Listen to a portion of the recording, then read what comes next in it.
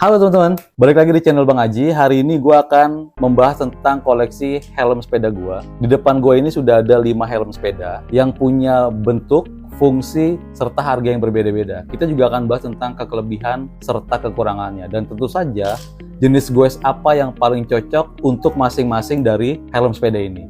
Oke, mari aja kita mulai.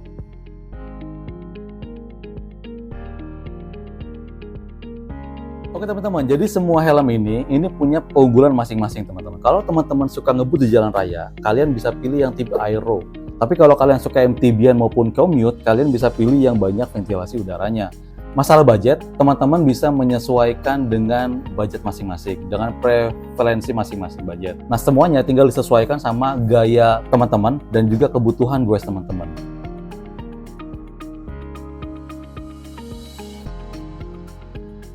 Oke teman-teman, kita mulai.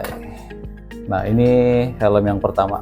Jadi helm ini bisa dibilang helm yang paling kentang. Ini helm pertama yang gue punya teman-teman. Ya, jadi gue beli helm yang paling murah. Harganya ini di bawah 50.000 bahkan pada saat zaman COVID. Dia nggak hard shell. Nah, yang udah bagus-bagus kan udah hard shell atasnya, tapi ini enggak, ini masih plastik banget tuh.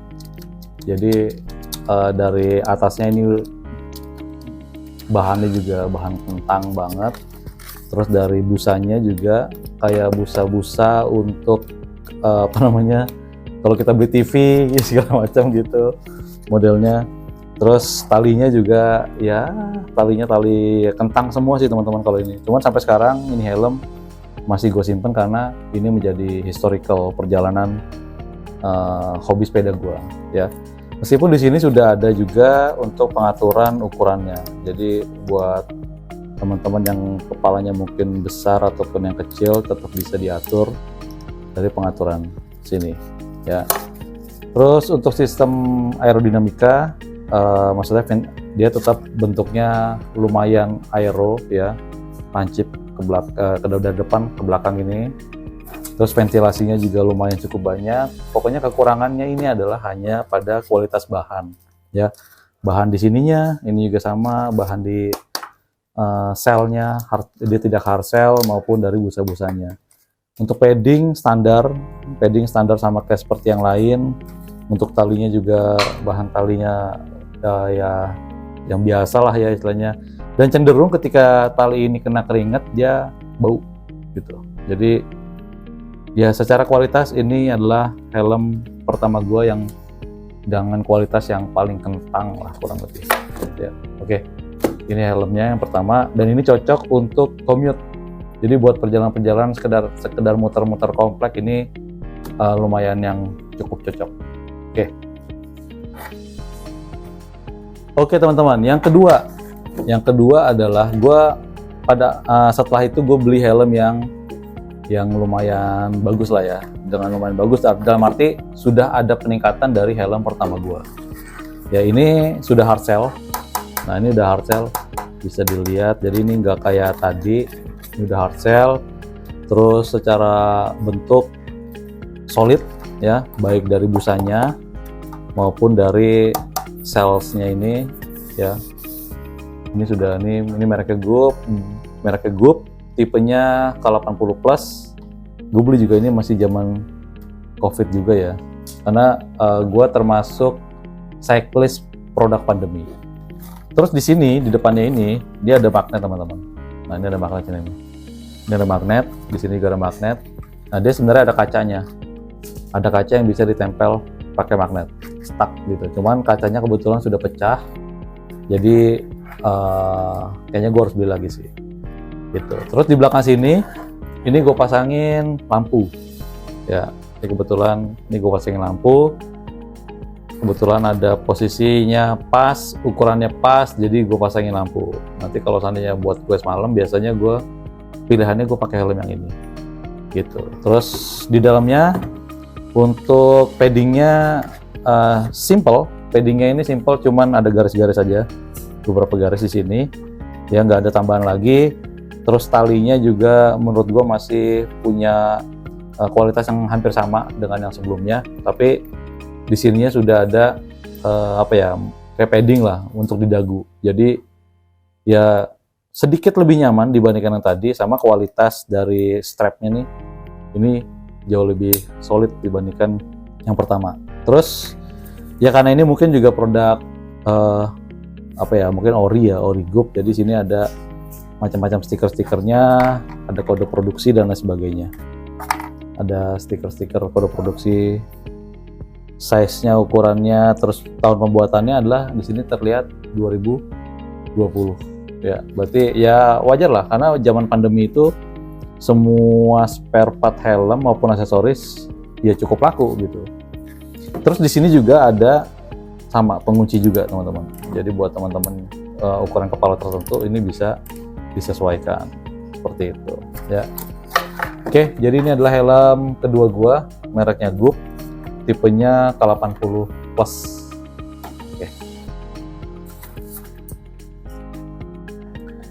Oke, selanjutnya yang ketiga ya, ini helm yang bisa dibilang ukurannya cukup besar, cukup panjang juga, mungkin lebih panjang, ya bisa dibilang terlihat lebih besar lah dibandingkan yang lain ya.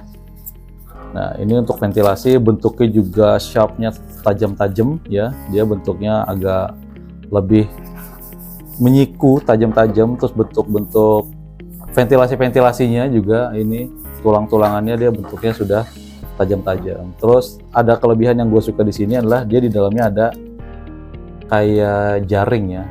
Jadi artinya sekalipun ini banyak ventilasi, tapi kalau nggak gampang masuk ke sesuatu yang langsung nyangkut di kepala kita, karena dia ada pelindungnya di bagian dalamnya berupa dari jaring-jaring kayak gini ya. Untuk material kualitas ini juga cukup oke ya, baik dari penutup kepalanya maupun juga dari hard shell-nya. Terus juga untuk busanya juga oke juga gitu, busanya oke, kualitas strapnya juga oke ya, solid. Terus untuk pelindung di dagunya ini jauh lebih bagus dibandingkan yang merek Goop gitu. Terus di sini tetap sama ada pengaturan untuk ukuran kepala. Selanjutnya di dalamnya untuk paddingnya ini termasuk yang paling rapat ya, karena paddingnya ini menyatu teman-teman, dari sebelah sini ke sini sampai ke belakang nih paddingnya nyatu semua nih. Jadi kalau di sana ini bisa dicopot sih, bisa dicopot, nyatu. Dan si jaring-jaringnya ini sudah menempel di paddingnya. Jadi ini paddingnya yang paling oke banget menurut gua. Yang paling ya, kebanyakan padding kan hanya segaris ya, tapi ini cukup luas, cukup lebar lah. Meskipun dari sisi ketebalan paddingnya sebenarnya nggak terlalu tebal-tebal banget, tipis aja gitu. Cuman ya oke lah ya, karena pasti ada plus minusnya dari semua tipe helm sepeda gitu. Nah, bentuknya ini tajam, sharp ya, terus cukup aero juga, dipakai juga adem, dingin, enak banget kalau dipakai karena udaranya akan banyak masuk dari kanan, kiri, depan, belakang, semuanya masuk bisa gitu. Terus kita bisa lihat dari sisi belakang tuh. Oke semua sih kalau menurut gue sih. Cuman ini emang ukurannya lumayan besar. Kurang lebih kayak gini teman-teman. Ini helm ketiga gua. Oke, selanjutnya teman-teman yang keempat. Ini adalah helm khas Proton. Ini helm salah satu helm favorit gua. Ya, kenapa? Karena menurut gue ini cukup ringan teman-teman. Terus dipakainya juga lumayan nyaman. Gue pakai helm khas ini mungkin udah, ya kalau hitungan kilometer mungkin udah ribuan kilometer ya istilahnya mungkin. Gitu. Ini helm khas. Terus dari sisi kualitas juga oke, solid. Terus busanya juga kenceng, keras gitu. Maksudnya kerasnya dalam arti menyatu sama si selnya, jadi nggak lepas gitu. Dari sisi desain ini lebih edgy, beda yang merah tadi kan tajam-tajam, sharp ya. Kalau yang khas ini dia lebih edgy, dia lebih membulat gitu. Tapi gue cukup suka pertama karena ketika dipakai untuk kacamata gitu, nanti dia kacamata itu bisa ngepas di sini karena dia di sini kan ada lakukan nih. Jadi ketika pakai kacamatanya tuh nggak kena di sepeda, bentuknya kan sangat cocok sekali sini, pas banget gitu. Ini yang bikin gue suka sama helm ini. Terus kas ini desainnya kan desain Italia ya. Untuk paddingnya tebal teman-teman. Ini bisa dilihat mungkin ya. Nah, jadi kalau ukuran padding dia sangat tebal, makanya ini juga salah satu yang bikin nyaman. Cuman di helm ini paddingnya ini gue hilang satu nih, yang sebelah sini hilang ya. Terus dari sisi kenyamanan lainnya, nah di belakang sini nih, ini ada pelindung teman-teman untuk bagian belakang tengkorak kita. Jadi kalau yang lain hanya tali seperti biasa pelindungnya, tapi ini ada pelindung yang cukup lebar. Jadi kalau dipakai dari sini nih, dari belakang teman-teman bisa lihat. Nah, sini ada pelindung yang cukup lebar untuk bagian belakang tengkorak kita. Terus dari sisi pengaturan kepala, ya ini ukurannya cukup kecil. Jadi cukup apa ya? Mungkin nyaman lah. Kalau yang lain kayaknya terlalu intimidatif untuk secara ukuran. Ini ukurannya kecil banget. Jadi oke. Dan bisa diatur sama ukuran kepala juga. Ya. Seperti itu. Terus hal yang paling gue sukain lagi dari sisi ini adalah bahwa untuk pelindung dagu ya, di talinya ini, nah tali yang di telinga yang sini ini dia tidak meresap keringat teman-teman. Jadi nggak bikin bau lah istilahnya ya. Sama yang di sini nih, pelindung dagunya ini dari kulit, jadi bener-bener sama sekali nggak ada baunya. Gue jujur aja, dari helm-helm sebelumnya ketika kena keringat, biasanya gue agak jauh kena keringat itu ada risiko bau teman-teman. Tapi untuk helm kas ini satu-satunya dari helm semua yang gue punya ini sama sekali nggak bau. Nah karena dia dari kulit nih ya. Sebelumnya ini ada tulisan nih, apa istilahnya Itali gitu lah, made in Italy atau desain by Italy atau apa, gue agak lupa ya, di talinya ini, tali kulitnya ini. Tapi udah hilang kan, mungkin karena udah terlalu lama juga ya gue pakai ya gitu. Jadi ini helm daily use gue tuh ya ini. Nah, ini yang bikin gue tuh nyaman banget pakai helm kas ini gitu, karena ini yang paling enak, paling nyaman, termasuk yang paling ringan. Terus secara aero dapet ya, tapi secara ventilasi juga dia cukup oke gitu. Terus tadi tambahannya adalah dia paling anti bau lah kalau kena keringat, karena kalau seandainya gue 100-an kilo ya gue long ride itu menikmati banget sama perjalanan lah istilahnya gitu kan. Kurang lebih kayak gitu teman-teman. Jadi ini adalah daily use gue yang paling menjadi helm favorit gue, helm kas Proton ini. Oke? Yuk.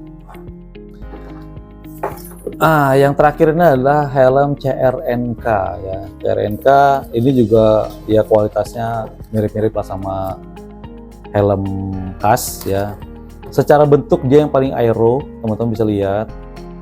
Ya ini aero banget, aerodinamis banget, sangat-sangat aerodinamis. Jadi minim ventilasi udara ya. Jadi kalau ketika dia depan adanya masuknya bisa cuma dari depan sini aja ya. Terus untuk dari samping, masuk dari samping sini. Terus dari atas teman-teman bisa lihat hanya ada sedikit tonjolan di sini, anginnya masuk dari sini lalu dikeluarkan dari belakang. Jadi secara ventilasi ini yang paling minim ventilasi ya, tapi ini paling aero sekali gitu ya. Terus untuk pengaturan, dari sisi pengaturan ini juga yang paling bukan yang paling ya, maksudnya ini termasuk yang kecil juga, jadi sama kayak helm kas tadi. Nah untuk talinya, strapnya ya ini termasuk hampir sama kayak di helm kas yang untuk bagian telinganya seperti ini. Nah cuman yang paling unik adalah dari sisi pengunciannya gitu. Ini paling beda pengunciannya. Kalau yang lainnya pengunciannya itu normal seperti biasa, diklik cek. Nah kalau ini ada magnetnya, nah kayak gitu. Jadi kalau seandainya mau pakai tinggal tak, selesai, nggak perlu nyari-nyari nih, langsung nempel. Tuh, nanti pas bukanya baru harus dipencet, baru digeser. Tapi ketika pasangnya ini cepet banget nih teman-teman lihat tuh. Helm CRNK ini kalau gue ngeliat dari spesifikasinya ini standar Korea ya, mungkin juga ya, mungkin helm Korea juga, karena di dalamnya juga ini stikernya tulisan-tulisan Korea juga nih. Untuk paddingnya cukup banyak ya, mungkin bisa diperjelas. Paddingnya warnanya hitam jadi tidak terlalu terlihat. Dari sisi atas ini ada, terus di dalamnya hanya ada garis-garis seperti ini, tapi di sisi belakang juga ada juga.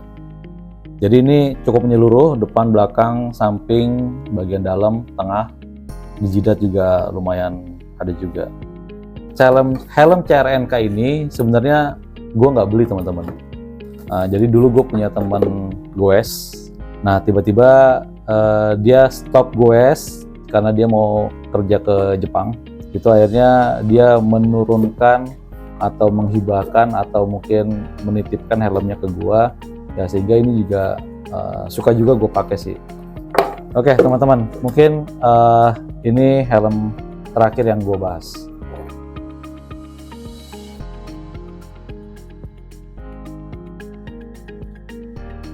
Oke, di segmen ketiga kita akan ngomongin tentang perbandingan berdasarkan kategori. Yang pertama adalah ngomongin ventilasi. Dari segi ventilasi, ketiga helm ini adalah yang paling cocok karena mereka punya ventilasi yang cukup banyak. Yang pertama adalah helm Goop, ya. Lalu yang kedua adalah helm yang merah ini, ya, karena ventilasinya tidak sebanyak Goop secara jumlah, tapi cukup besar. Ini besar-besar semua. Depan belakang juga ada, semua menyambung kurang lebih. Lalu yang ketiga adalah yang warna kuning ini. Jadi ketiga helm ini yang masuk nominasi sebagai helm dengan ventilasi terbaik dari kelima helm yang gua punya. Oke. Sedangkan untuk dari sisi keamanan, sedangkan dari sisi keamanan dan kualitas bahan, maka helm Kas ini menjadi juaranya, ya. Karena helm Kas ini bisa dibilang sebagai top tier ya, dan juga masuk kategori yang paling ringan dari semua helm-helm yang gue punya. Nah, sehingga helm Kas ini menjadi, itu sebabnya helm ini tuh menjadi daily use gue. Kenapa gue sangat-sangat favorit sekali gue pakai helm Kas Proton ini. Oke. Nah, sedangkan untuk bicara dari desain terkeren, maka pilihan gue adalah CRNK. Karena helm CRNK ini yang punya look paling beda sendiri teman-teman. Kalau yang lainnya itu punya ventilasi yang cukup banyak, terus bentuknya sharp segala macam. Nah, sedangkan helm CRNK ini bentuknya paling beda sendiri. Dia hanya langsung lurus seperti ini, terus ventilasi sangat tipis-tipis, ada di depan, samping, dan belakang. Malah lebih banyak untuk ventilasi pembuangannya di bagian belakang, seperti itu ya. Oke, terus untuk bicara kantong ya, dari sisi harga ya, maka helm ini yang paling murah teman-teman ya. Ini paling murah, paling ramah, tapi dari sisi fitur ya jangan terlalu banyak berharap teman-teman ya, karena dari sisi fitur, keamanan, dan lain sebagainya ini bukan pilihan terbaik. Untuk keamanan juga ini bukan pilihan terbaik karena akan sangat mudah pecah ya kalau kita ngeliat dari kualitas bahannya. Sehingga tapi untuk commute di komplek mungkin ini masih bisa menjadi pilihan, karena ini helm yang dia bisa dibilang ringan, tapi ringannya adalah karena kualitas bahannya. Beda sama Kas ringan tapi kualitas bahannya masih cukup baik ya. Yang membuatnya ringan adalah ya dari kualitas bahan sama mungkin dari sisi harganya. Kurang lebih itu teman-teman.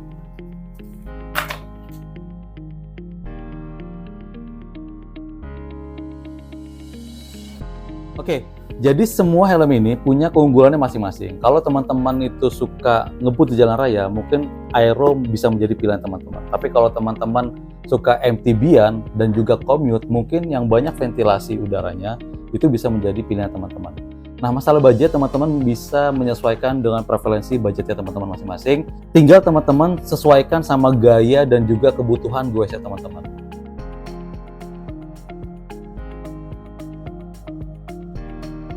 Oke teman-teman, kita sudah sampai di akhir video. Terima kasih sudah nonton video ini. Semoga bisa menjadi referensi teman-teman sebelum teman-teman membeli helm sepeda. Ya, buat teman-teman yang punya helm favorit, silahkan juga tulis di kolom komentar.